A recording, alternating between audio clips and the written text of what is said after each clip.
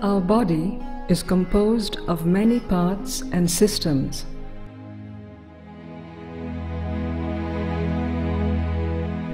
This is an objective view.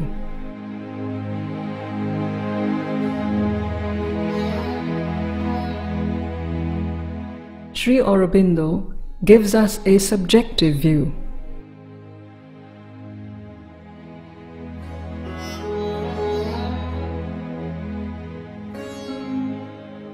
This is a symbolic map of our psychological parts.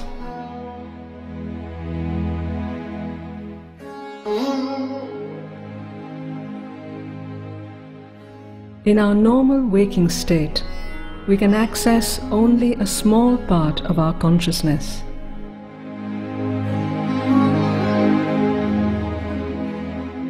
But through yoga, we can access a wider range above, below, and within.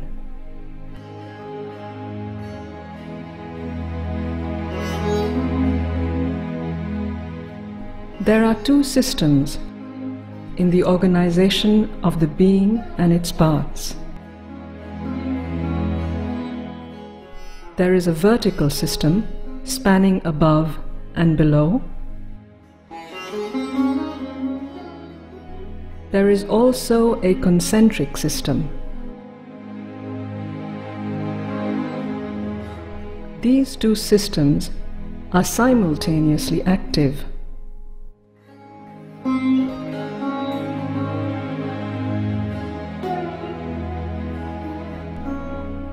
On the vertical axis, the ranges above are superconscient, and the ranges below are subconscient and inconscient.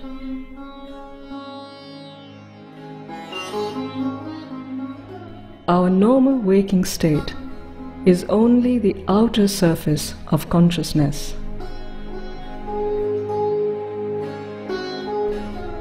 Behind our waking state are the vast inner ranges that are subliminal.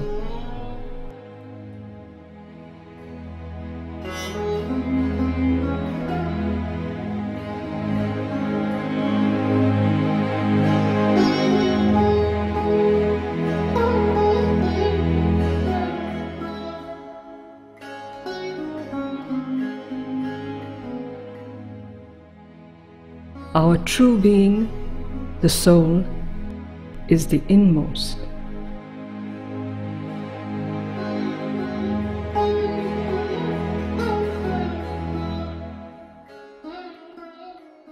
The concentric system is grouped as the outer,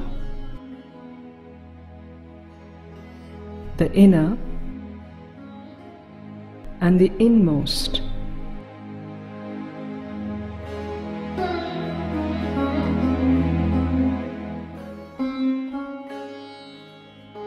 We are unaware of what is inner and the inmost, as well as what is above and below. We are aware only of the surface.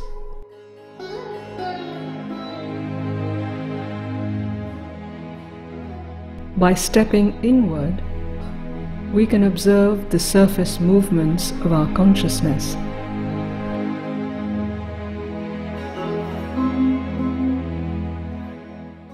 Thoughts are experienced in the region of our head.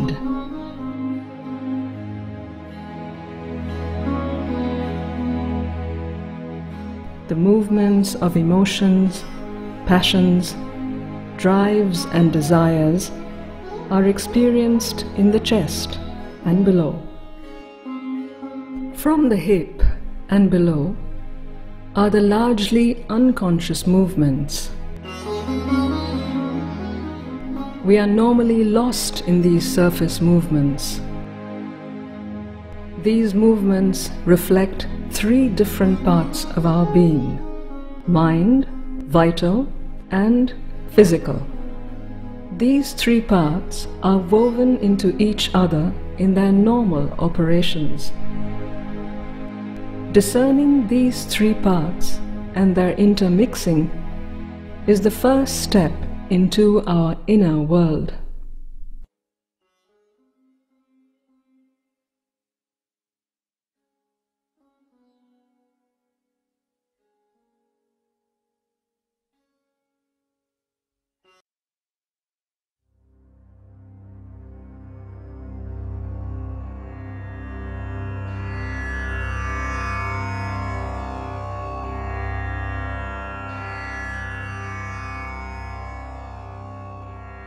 Our body has a consciousness that's quite personal to it.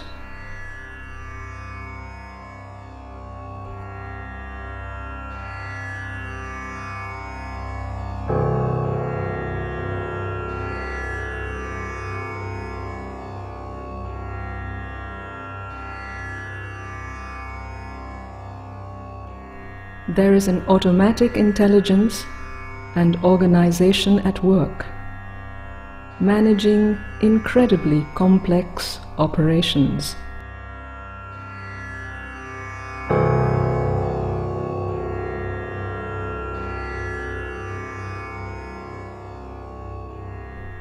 Keeping the body in a dynamic and healthy equilibrium. Our waking state knows only some surface movements of thoughts, ideas, imaginations, waves of emotions, drives, desires, and sensations. We have no access to the consciousness of the body.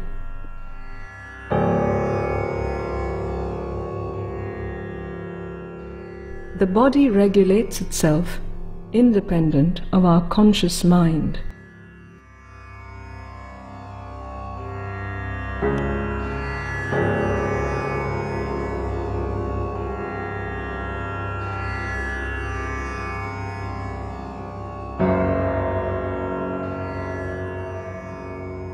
It is habitual in its operations, reflecting the mechanics of matter.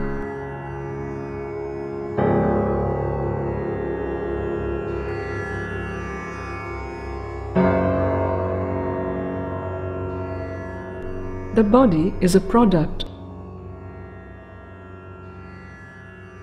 of evolution of consciousness in matter.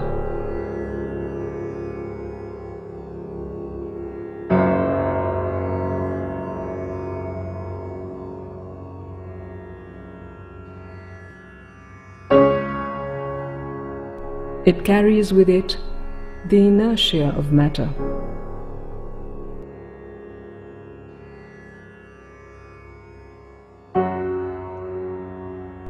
The body consciousness conserves and preserves all its habitual movements.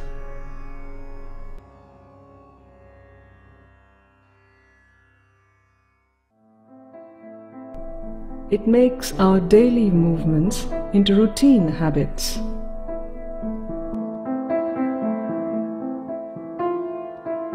This allows the habits to animate our daily life independent of our conscious mind.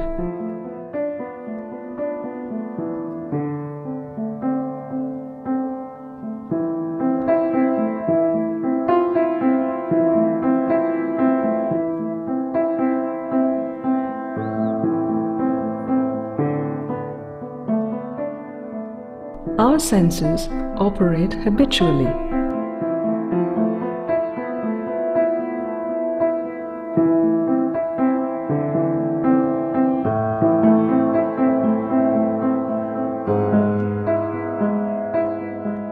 Our desires become habits under the influence of the body consciousness.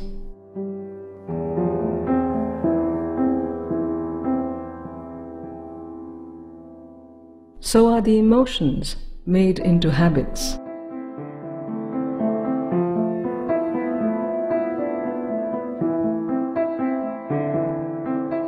The body consciousness makes even our thoughts into habits.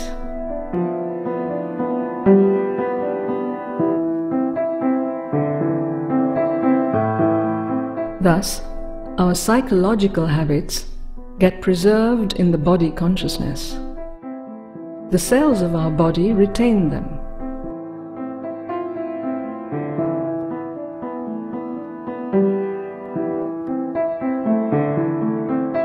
As we get old, the habits get etched deeper into the body and will be more difficult to change them.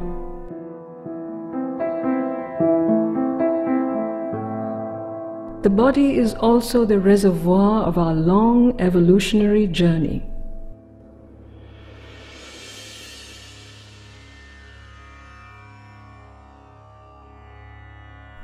It preserves our past as habitual movements. The physical consciousness is passive, habitual, and mechanical. It responds habitually to external contacts.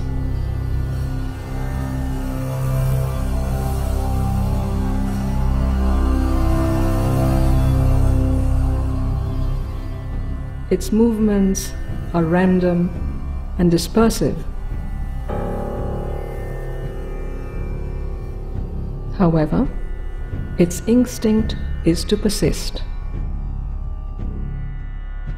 Physical self-preservation and resistance to change are native to it. And its refusal to change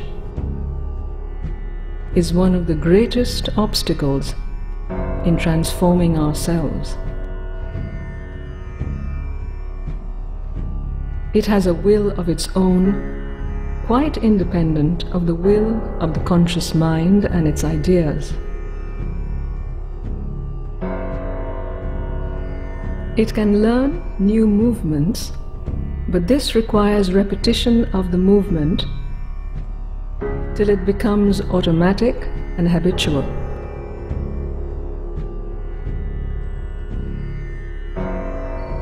Since the physical consciousness is passive, it can be molded by constant repetition.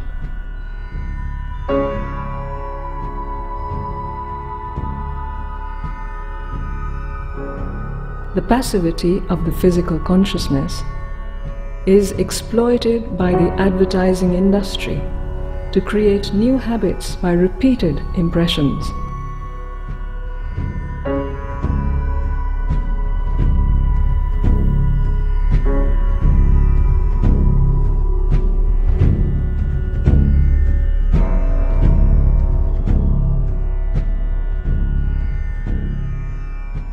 The physical consciousness learns slowly, but once it acquires a skill, it will preserve the skill faithfully and does the movements automatically without any active control by the mind.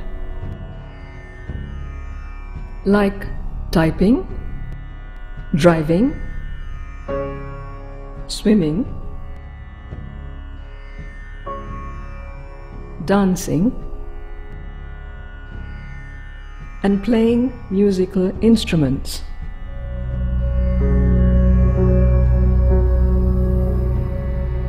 These skills stay like a memory in the body. Then we say that the movement has become effortless.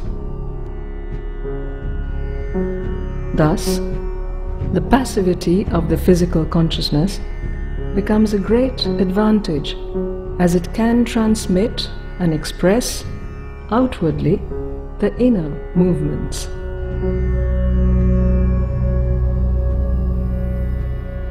The physical consciousness can be made supple and receptive through physical education.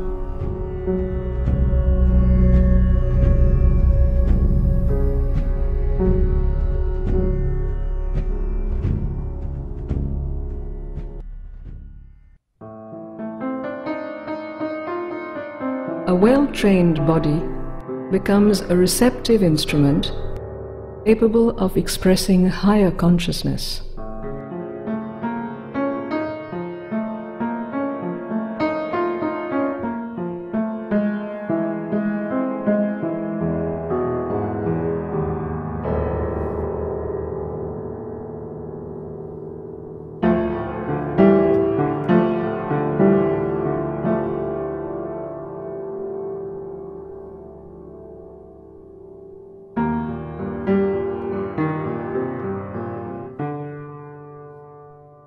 The nature of the vital is fluid and dynamic.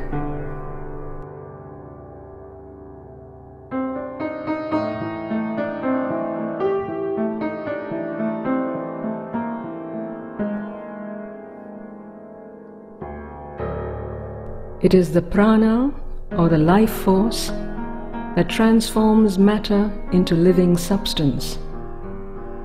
It brings in the movement of growth.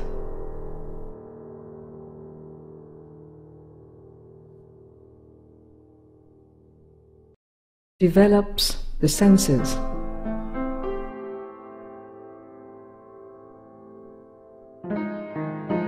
And emerges as complex nerve currents. This life force eventually bursts out as the spectacular vitality and play of life on earth.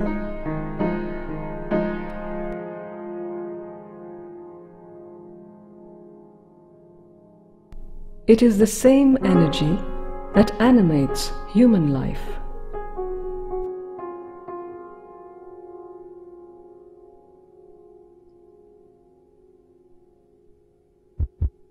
Our breath and heartbeat are the most tangible physical rhythms of the vital energy animating the body.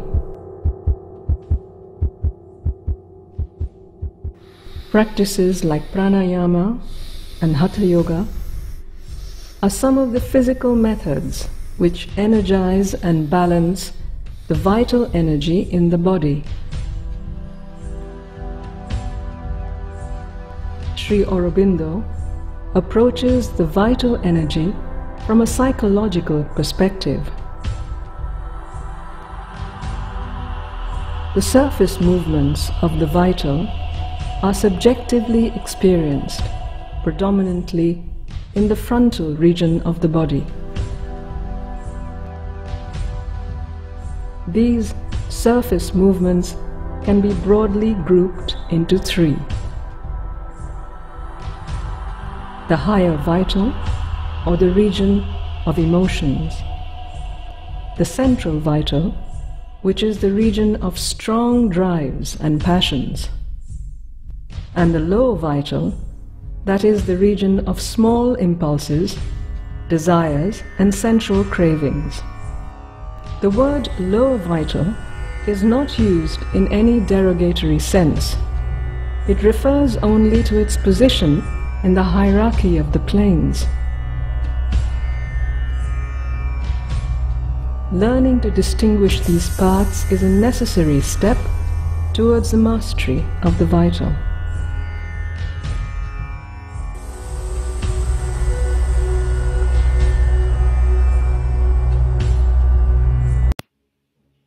Let's rejoice, because the absolute insanity we are experiencing is an illusion, which is forcing more and more people to awaken.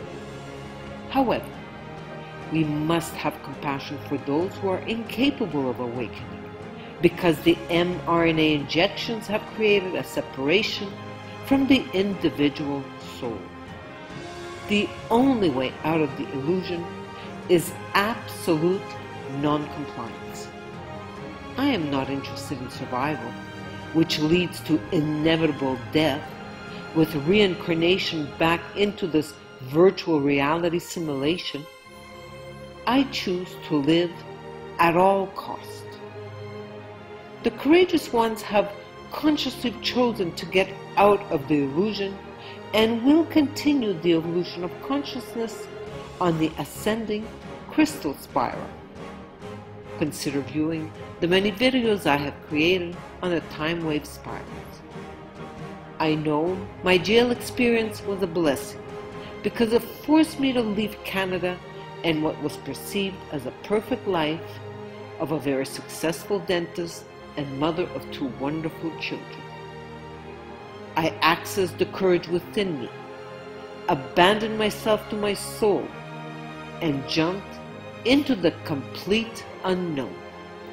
Today, I'm able to offer guidance to those who choose life in Colombia or Ecuador. A long-term stay at Cascada Café Retiro is $400 per month.